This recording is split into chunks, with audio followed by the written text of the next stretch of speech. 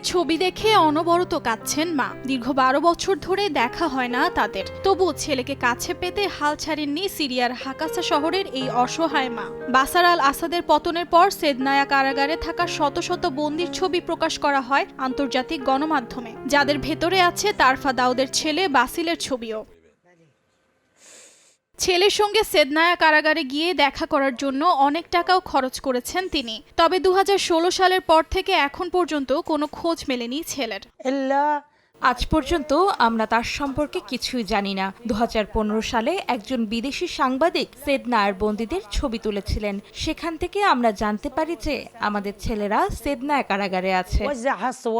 এদিকে 32 বছর পর নিজ ছেলের সঙ্গে দেখা হলো এক বাবার। বাসারের পতনের পর যেন তার বাড়ি ফেরার স্বপ্ন সত্যি হলো। লেবাননে নিজ বাড়িতে ফিরে গেলেন সোহেল হামুই নামের এক ব্যক্তি। 1992 সালের ঈদের দিন তাকে কিছু মানুষ আটক করে নিয়ে যায়। এরপর নিখোঁজ ছিলেন বহু বছর।